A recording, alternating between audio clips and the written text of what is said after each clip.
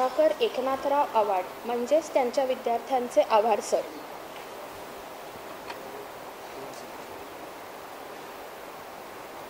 सरांचा जन्म 10 मार्च 1953 रोजी अहमदनगर येथील चिंचोडी या गावी झाला। SSC परीक्षेत शाळेत प्रथम, BSc first class with distinction, तसेच LLB आणि LLM मध्ये पुणे विद्यापीठातून प्रथम क्रमांक ही सरांची शैक्षणिक कारकीर्द। सरांना तोडपुळे सुवर्णपदक तसेच कायदा परीक्षेतील उत्कृष्ट कामगिरीबद्दल बक्षिसे सुद्धा मिळाली आहेत। तसेच सावित्रीबाई फुले पुणे विद्यापीठाने त्यांना भारतीय संविधानाच्या अंतर्गत मानवी हक्कांचे जागतिक परिमाण आणि मूलभूत अधिकारांचे मूल्यमापन या विषयावरील प्रबंधासाठी डॉक्टरेट बहाल केली आहे। अवॉर्ड सर एक थोर व्यक्तिमत्व आणि ज्येष्ठ कायदेपंडित आहेत। राष्ट्रीय हरित न्यायाधिकरण, दिवाणी फौजदारी महसूल आणि सहकारी अशा विविध क्षेत्रातील त्यांच्या अनेक वर्षांचा वकिलीचा अनुभव असून ते जमीनविषयक कायद्यांचेही तज्ज्ञ आहेत। त्यांनी राज्य आणि राष्ट्रीय स्तरावरील अनेक परिषदांमध्ये सहभाग घेतला आहे आणि अशा परिषदांमध्ये शोध निबंध सादर केला आहे।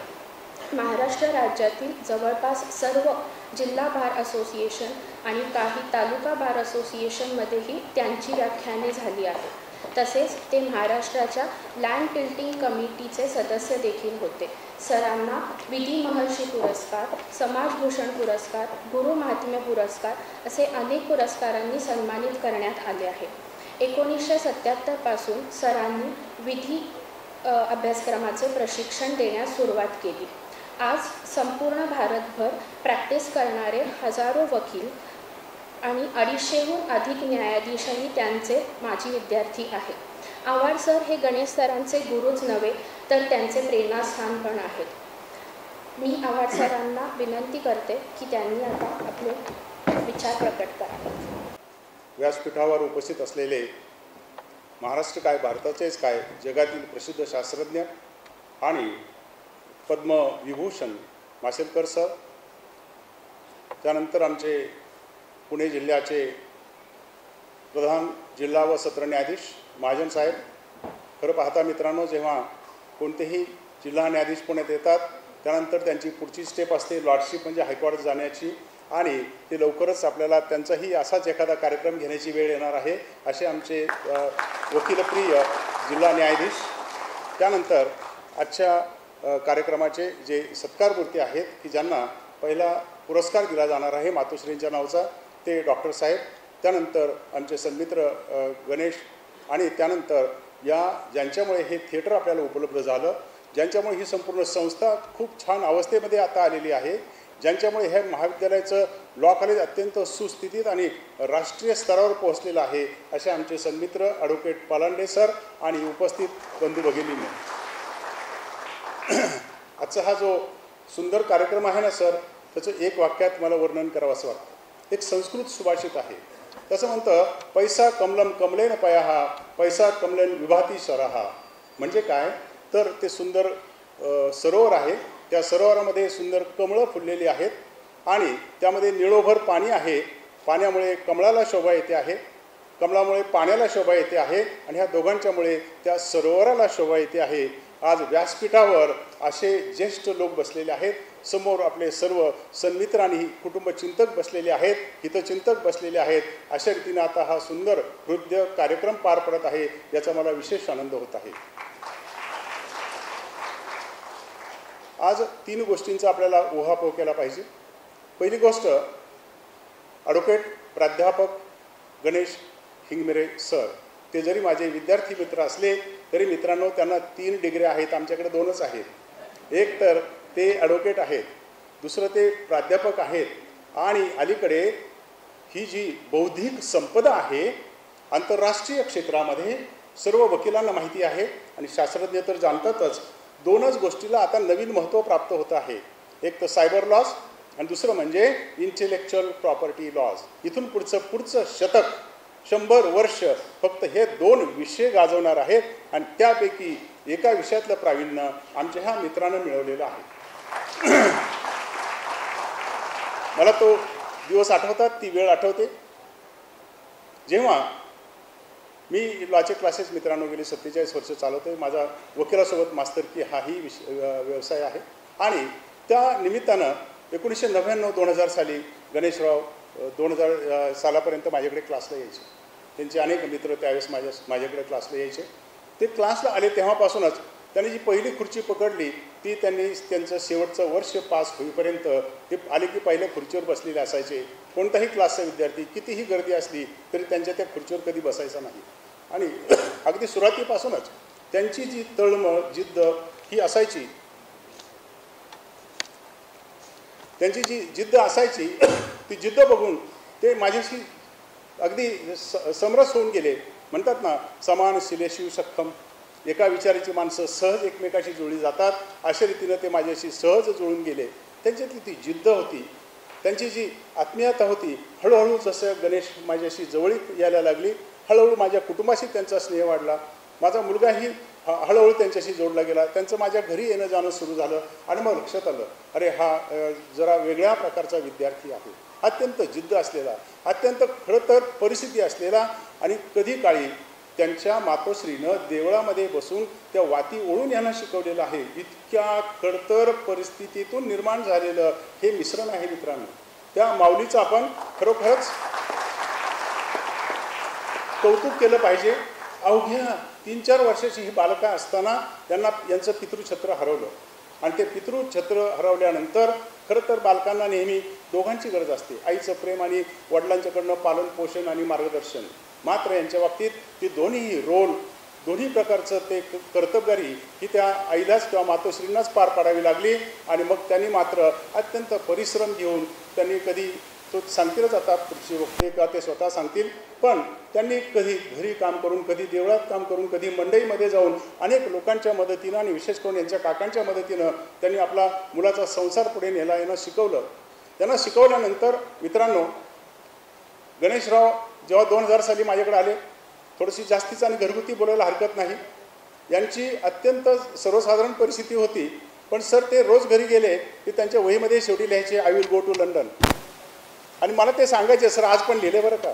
आणि मला तर असं वाटायचं, अरे ह्यांना तर इथे उद्याची भ्रांत आहे, हा माणूस लंडनला जाईल कसा. आणि मात्र त्यांची जी इच्छाशक्ती, फार उच्च दर्जाची इच्छाशक्ती होती ना, ती इच्छाशक्ती त्यांना आज इथे आणून बसवती झालेली आहे.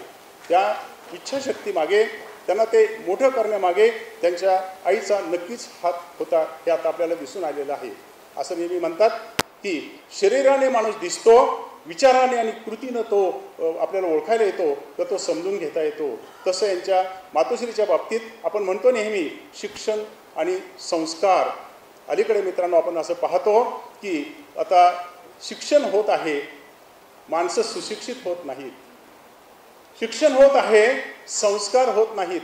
आपण पाहतो कॉलेजमधली मुलं असतील, अगदी शाळेतली मुलं असतील, 2-4 वाक्य बोलली की त्यांच्या त्या बोलण्यामध्ये एक शिवी तरी येत असते. हे आपलं कॅम्पसमधलं वातावरण तयार झालेलं आहे. या पार्श्वभूमीवरती अत्यंत हलाखीच्या परिस्थितीमध्ये यांच्या कुटुंबातून त्या मातोश्रीनं असं रत्न घडवलेलं आहे. ह्या हिऱ्याला पैलू पाडायचं काम केलेलं आहे. त्याबद्दल आपण त्यांचं आज प्रथम पुण्यस्मरण करत आहोत. या निमित्तानं मला सांगावंसं वाटतं की आपण सगळीकडे पाहतो सर, आता सगळीकडे नैराश्य पसरलेलं आहे. कुठेही आपल्याला असं काही वाटत नाही. टी व्ही सुरू करावा तर हिंसाचार दिसतो आहे. समाज जीवन बघावं तर अलीकडे हा त्याला शिव्या घालतो आहे, तो त्याला शिव्या घालतो आहे. याच्या आपल्याकडे राजकारणच शिल्लक राहिलेलं नाही. या पार्श्वभूमीवरती नवीन पिढी आपल्याला संस्कारित करायची असेल तर 1928 साली कराचीला झालेल्या काँग्रेसच्या बैठकीमध्ये राजाजींनी सांगितलेलं वाक्य लक्षात ठेवलं पाहिजे. राजाजींनी 1928 साली 100 वर्षापूर्वी सांगून ठेवलंय, ही जी वयस्कर माणसं आहेत ना तुमच्या माझ्यासारखी, हे कधीच सुधारणार नाहीत. They are rigid. ते घट्ट झालेले असतात, ते सुधरत नसतात. कोण सुधारणार? तर जी बालकं असतात त्यांच्या मनावरती चांगले संस्कार करा, त्यांच्यावरती चांगले परिणाम करा. ती पिढी जेव्हा करते नागरिक होतील ना, तेव्हा समाज बदलेल, असं त्यांनी तेव्हा सांगून ठेवलंय. त्यांनी कशाला सांगायचं? गणेशरावांच्या मातोश्रींनी ते उमगलं होतं, जाणलं होतं आणि त्यांनी ते अंमलातही आणलेलं होतं. आणि त्यांनी आपल्या कृतीतून अशी मुलं घडवली की ते आज आदर्श नागरिक झालेले आहेत. असं आदर्श नागरिकत्वाचं हे परिणाम होत असताना, त्यांना इतकं सुंदर शिक्षण देत असताना गणेशराव लंडनला गेले. ते कार्डिफ विद्यापीठामध्ये शिकले. ते आल्यानंतर आमचे दुसरे मित्राचे चिरंजीव होते, तेही मी त्याला सांगितलं. ते नंतर त्याच विद्यापीठात गेले. तिथून त्यांनी बॅरिस्टर पंकज शशिकांत सुतार हेही आम्ही यांच्यामुळे तिथे पाठवले आणि हे दोघं तिथं शिकले म्हणून मी माझ्या मुलालासुद्धा यांच्या सल्ल्यानं त्या कार्डिफला पाठवलं आणि तिथे शिक्षण दिलं. हा ग्रहस्थ जरीही तुम्हाला शरीराने असं दिसत असला तरी मित्रांनो त्याचा आंतरराष्ट्रीय क्षेत्रामध्ये मोठा दबदबा आहे, राष्ट्रीय क्षेत्रामध्ये नाही. आपल्या दिल्लीच्या गृह मंत्रालयामध्ये किंवा मंत्रालयामध्ये प्रवेश करणं अत्यंत जिकिरीचं असतं. त्यासाठी फार मोठमोठ्या ओळखी वापराव्या लागतात. यांना मात्र कोणाच्याही ओळखीची गरज नाही. आपल्या दिल्लीच्या मंत्रालयामध्ये कोणत्याही मंत्र्याच्या दालनामध्ये यांना बिनबोभाट प्रवेश असतो. तिथे कोणालाही जायचं असेल तर यांचा हात धरा, ते आपल्याला घेऊन जातात. मी असं त्यांच्या केवळ स्तुती करण्यासाठी म्हणत नाही, मी केवळ ते माझे विद्यार्थी मित्र आहेत म्हणून म्हणत नाही. कारण यांना त्यांनी केलेल्या ह्या विशेष कार्यास्तव भारत सरकारचा 3 वर्ष सलग प्रथम पुरस्कार प्राप्त झालेला आहे. आणि म्हणून आपल्याला माहिती आहे की शासकीय यंत्रणेमध्ये अनेक झारीतले शुक्राचार्य असतात, पण ते शुक्राचार्य हे गेले की आपोआप बाजूला होतात आणि ह्यांना पुढचे प्रवेश आपोआप मुक्त होतात. असं यांचं दिल्लीतलं महत्त्व आहे. दिल्ली कशाला? मित्रांनो, जेव्हा जेव्हा बौद्धिक संपदा या विषयावरचे आंतरराष्ट्रीय परिसंवाद होत असतात, त्या परिसंवादामध्ये भारताच्या वतीनं भाग घेण्यासाठी जसं की WTO असेल, गॅट असेल, अशा प्रकारचे जे आंतरराष्ट्रीय परिसंवाद असतात, ह्या सगळ्या परिसंवादामध्ये भारताच्या वतीनं यांना बोलवण्यात आलेलं आहे. एवढंच कशाला मित्रांनो, जर का तुम्ही नियमितपणे सकाळ वाचत असाल, आणि पुण्यातले लोक तर वाचणारच, कारण पुण्यात प्रसिद्धच आहे सकाळ वाचल्याशिवाय माणूस घर सोडतच नाही. आणि मग जर तुम्ही नियमितपणे सकाळ वाचत असाल तर त्या सकाळमध्ये ज्यामध्ये चांगल्या चांगल्या वकिलांना आणि मोठमोठ्या लोकांचे लेखही लवकर प्रसिद्ध होत नाही, त्यामध्ये यांचे बौद्धिक संपदा या विषयावरती नियमितपणे लेख प्रसिद्ध होत असतात. एवढंच कशाला, नुकतीच जी WTOची कॉन्फरन्स झालेली होती परदेशात, त्या परदेशात झालेल्या WTOच्या परिषदेचं वार्तांकन करण्याची संपूर्ण जबाबदारी शासनानं यांच्यावरती टाकलेली होती आणि यांचे त्या बाबतीत लेख प्रसिद्ध झालेले होते. म्हणून मित्रांनो, आपल्यासोबत असलेले हे गणेश किंवा गणेशराव हा जरीही आपल्याला बरोबरीचा वाटत असला तरी हा फार मोठा माणूस आहे, हे मित्रांनो मला तुम्हाला सांगायचं होतं. तुम्हाला सांगतो, इतक्या कमी वयामध्ये, आता आम्ही समजा मी 72 वर्षाचा झालो, 47 वर्षे ह्या क्षेत्रात आहे, मग शेकडो काय अनेक वेळा व्याख्यानं द्यायची वेळ आली, पण या माणसाने आम्हाला केव्हा सरपास करून टाकलं आहे. यांनी आत्तापर्यंत तुम्हाला आश्चर्य वाटेल कमीत कमी 500 ते 1000 व्याख्यानं दिलेली असतील. आणि ते 500 ते 1000 व्याख्यान हे तोंडी नव्हे, त्याचं प्रत्येक ठिकाणचं रेकॉर्ड आहे.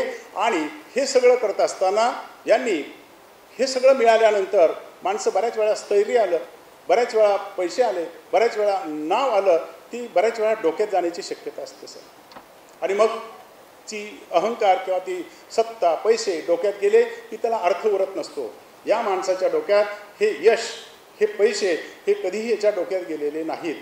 त्याचं कारण थोडंसं सांगतो. यांनी आईसाठी एक सुंदर घर बांधलं.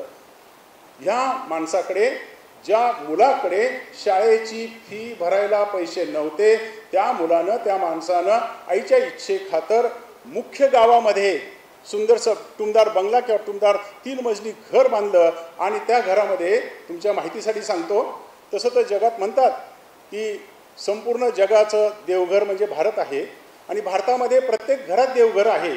पण या सद्गृहस्थाने आपल्या आईच्या कारणास्तव, आईच्या म्हणण्यास्तव, आईच्या सोयीसाठी इतकं सुंदर देवघर बांधलेलं आहे. आणि ते घर बांधताना मला तो नेहमी सांगायचा, घर कसं बांधतोय, कशी सुरुवात झाली. जनरली 8 दिवसांनी आमची संध्याकाळी 1 तासभर नेहमी भेट होत असते इतक्या वर्षात. ते सांगायचे की मी मुख्य आईला केंद्रबिंदू ठेवून घर बांधलेलं आहे. नाहीतर लोक काय करतात, आईवडिलांची बेडरूम काढतात. त्यांनी तसं नाही केलं. आईला त्यांनी केंद्रबिंदू मानलं आणि आईला केंद्रबिंदू मानून आपलं घर बांधलं. आईसाठी अत्यंत सुंदर देवघर बांधलं. सुदैवाने मलाही तिथे जाऊन दर्शन घेण्याची संधी मिळाली. इथे गणेशराव थांबले नाहीत. याने त्यानंतर ते आईने केलेले कष्ट आठवून, त्या माऊलीचे, त्यांचे आईचे उपकार म्हणण्यापेक्षा ऋण जाणून त्यांनी आईला त्या धार्मिक वृत्तीच्या असल्यामुळे भारतभर त्यांना घेऊन गेलं. विमानाने हिंडवलं, रेल्वेने हिंडवलं, गाडीने हिंडवलं आणि भारतात असलेली सगळी मुख्य दैवतं पाहून झाली, चारी धाम पाहून झाले, सगळे देव बघून झाले. मित्रांनो, यापेक्षा आणखी मुलानं काय प्रकारे आपल्या आईवडिलांचं ऋण फेडायचं असतं. म्हणजे आणि थोडक्यात आपल्या ह्या जीवनामध्ये, एकाच जीवनामध्ये अशा प्रकारची गोष्ट केली. मित्रांनो, आपण पूर्वी म्हणायचो सर आपण 100 वर्ष जगावं, 27 भव. शक्यतो ते फार लोकांच्या नशिबात नसतं. मात्र ह्या माणसाच्या जीवनात अनेक गोष्टी करायला मिळाल्या. हा माणूस प्राध्यापक झाला, हा माणूस वकील झाला, PhD करत आहेत, लवकर PhD होतील. त्यांनी नंतर GI रजिस्ट्रेशन केलं, त्यांनी ट्रेडमार्कचं रजिस्ट्रेशन केलं, सौभाग्यवतीसुद्धा त्याच्यामध्ये त्यांनी प्रावीण्य मिळालं. सर, जर का एका जीवनामध्ये एखादा माणूस क्लार्क होतो आणि आयुष्यभर क्लार्क राहतो आणि समाधानी राहतो, एखादा वकील ॲडव्होकेट होतो, वकील होतो, आयुष्यात समाधानी राहतो, एखादा प्राध्यापक होतो, एकदा चिकटला की रिटायरमेंटपर्यंत प्राध्यापकच राहतो, एखादा वकील नोकरी करतो आणि आयुष्यभर तेवढीच नोकरी करतो. अरे या माणसानं एकाच जीवनामध्ये इतक्या कमी वयात इतके विविध रोल केले आहेत. अरे आत्ताच हा 100पेक्षा जास्त आयुष्य जगलेला आहे. म्हणजे थोडक्यात ज्याला मराठीमध्ये बहुपेढी, मल्टी फॅसेटेड असं जे व्यक्तिमत्व म्हणतात ना, ते व्यक्तिमत्व म्हणजे हे व्यक्तिमत्व. आपल्यापैकी किती लोकांनी त्यांचं व्याख्यान ऐकलं असेल मला माहिती नाही, परंतु मला त्यांच्यासोबत 2-3 वेळा डायस शेअर करण्यासाठी आणि एकत्र व्याख्यानाचा योग आलेला होता.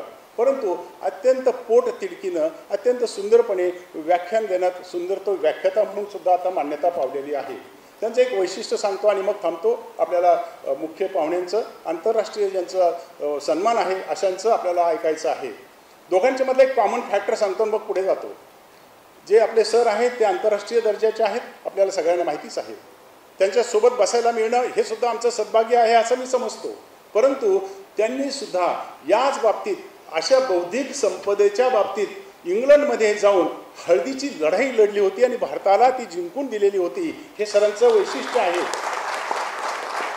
आणि मग जर का मार्शल सरांनी जिथे लंडनमध्ये जाऊन भारताच्या वतीनं ती हळदीची लढाई जिंकली असेल आणि ती आमची आहे, तो हक्क आमचा आहे, हे जगाला पटवून दिला असेल, कोर्टाला पटवून दिला असेल, मग आमचा गणेशराव सुद्धा मला असं वाटतं की त्याच पावलावर पाऊल ठेवून चाललेला आहे. आणि म्हणून आजच्या कार्यक्रमाला माशेलकर सर आपण येणं म्हणजे आम्ही आमचं सद्भाग्य समजतो आहे. अत्यंत योग्य ठिकाणी, योग्य वेळेस, योग्य माणूस आम्हाला मिळालेला आहे. या बाबतीत शेवटचं एक सांगतो. मी एकदा त्यांच्यासोबत वैकुंठ मेहता इन्स्टिट्यूटमध्ये एका व्याख्यानाला गेलो होतो. तिकडचे मंत्री हे ते बरेच लोक आलेले होते. आणि मग त्या ठिकाणी मी पाहिलं की काही लोक कांदा घेऊन आलेले होते, काही लोक आता जसे आले सातारची मंडळी तसे ज्वारी घेऊन आलेले होते. असे वेगवेगळ्या ठिकाणावरनं वेगवेगळे प्रोडक्ट्स घेऊन आलेले होते. आणि मग तिथे मला कळालं, अरे हा माणूस प्रत्येकामागं प्रपंच आहेच, ते करतायतच. घरात 2 पैसे आले पाहिजेत, आपलं पोट चाललं पाहिजे, प्रपंच चालला पाहिजे, त्याची त्यांनी सुंदर व्यवस्था केलेली आहे.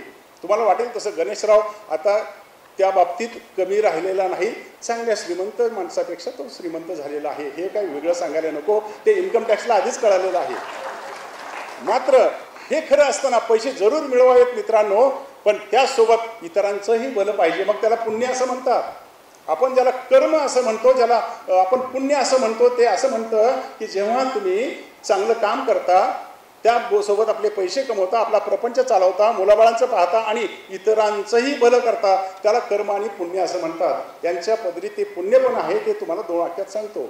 यांनी हे करत असताना एक जाणलं की भारतभर ॲग्रो बेस्ड कम्युनिटी आहे.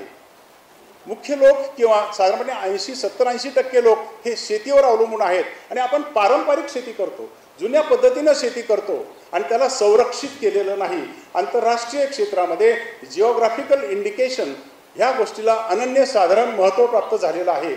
एकदा जर का एखाद्या गोष्टीला तो दर्जा आंतरराष्ट्रीय क्षेत्रामध्ये मिळाला, ते सर्टिफिकेट मिळालं, तर त्यानंतर त्यांच्या प्रोडक्टला कायदेशीररित्या संरक्षण मिळत असतं. आणि मग त्याची जी भाव किंवा त्याची त्याचं इव्हॅल्युएशन असतं, त्याचं मूल्य असतं, ते त्याच्यावरती अवलंबून राहत असतं.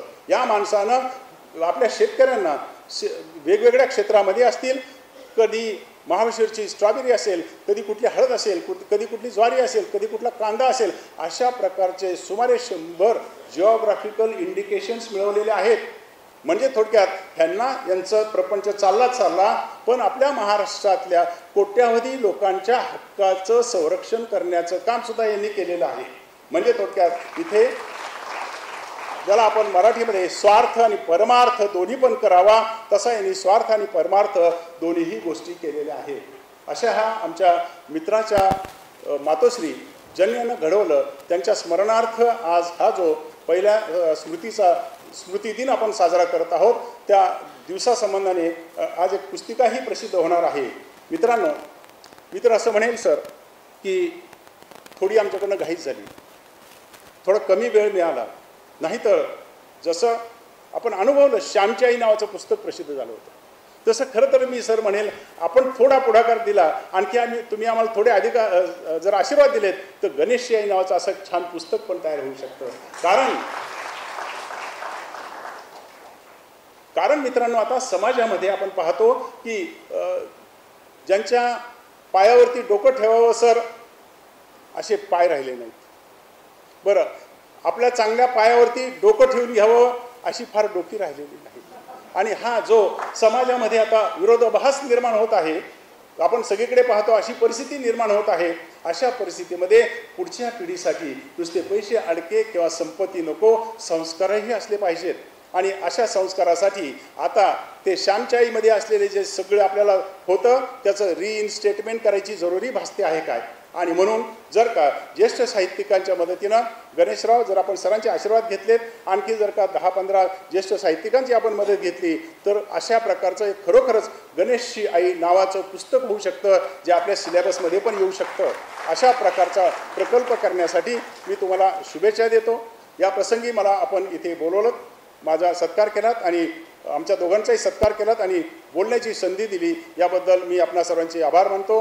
या ठिकाणी आपल्याला भारतभरचे, जगभरचे ज्येष्ठ शास्त्रज्ञ, विज्ञाननिष्ठ असे पद्मविभूषण माशेलकर सर लाभलेले आहेत. त्यांचंही आपल्याला ऐकायचं आहे, तेही आपण ऐकणारच आहोत. सर, आमची थोडीशी खंत आहे. ती खंत अशी आहे, खरी इतके ओपनली ती बोलायची नाही, पण मी आज बोललो नाही तर मला असं वाटतं कोण बोलणार, आणि ज्यांनी बोलायचं त्यांनीच बोलायला पाहिजे. सर, एक वर्षभरापूर्वी कोश्यारी सर हे असताना, राज्यपाल असताना, त्यांनी आम्हाला राज्यपाल भवनामध्ये बोलवलेलं होतं. आम्ही गेलो होतो. तिथे गणेशरावांचा कार्यक्रम होता, मातोश्रींचा कार्यक्रम होता. तो कार्यक्रम इतका सुंदर झाला. तिथे मलाही त्यांनी सांगितलं की आप इनके गुरु हो, आप भी बोल सकते हो. मग काय म्हणतात ना, त्यांच्यासोबत आमची ही जत्रा निघाली आणि आम्हालाही तिथे एक 15 मिनटं राजभवनात बोलण्याची संधी मिळाली. परंतु जेव्हा आम्ही तिथून बाहेर पडलो, त्यांनी सगळा माहोल पाहिला. जितकी मोठी माणसं असतात ते आपला एक्सरे लगेचच घेत असतात ना, आलं की ते माणूस ओळखतात काय चालीचा माणूस आहे. त्यांनी सगळा कार्यक्रम पाहिला आणि त्यांनी त्यांचं मत फॉर्म केलं. कार्यक्रम संपल्याबरोबर सर, यू बिलीव्ह, त्यांनी त्या मातोश्रींचे पाय धरलेले होते. म्हणजे थोडक्यात इतक्या उच्च माणसाला सुद्धा इतका हिरा घडवल्याबद्दल त्याच्या आईचा सत्कार करावा हे मनापासून वाटलं आणि त्यांनी वाकून अक्षरशः त्यांना नमस्कार केला. मग त्यात ते छोटे नाही झाले, यांच्या मातोश्री आणि हे यांचा त्यांनी यथोचित सत्कार केला. मला एवढंच सांगायचं होतं. सर, आमची खंत वेगळीच आहे. गेल्या वर्षी खूप लोकांना असं वाटत होतं की ह्यांनी 100 GI केलेत, यांच्या सौभाग्यवतीसुद्धा हे करत आहेत, इतक्या तळमळीनं शेतकऱ्यांसाठी काम करत आहेत, सगळीकडे सत्कार होत आहेत. मग सर, राजाश्रय असल्याशिवाय सध्या काहीही होत नाही. राजाश्रय हवा असतो आणि तो राजाश्रय मिळावा म्हणून यांच्यासाठी आमच्यासारख्या समविचारी काही मंडळींनी भारत सरकारकडे यांना पद्मश्री द्या असं सुचवलेलं होतं. आणि सर, काय होतं आहे, जवळचा माणूस फार मोठा झाला हे पटतच नाही ना आम्हाला. आणि मग जवळचा माणूस फार मोठा झाला हे पटत नसतं. आणि मग तेव्हा आम्ही ते लावून धरलं, आमच्या समविचारी लोकांना पटवलं, अरे हा माणूस किती त्या पात्रतेचा आहे.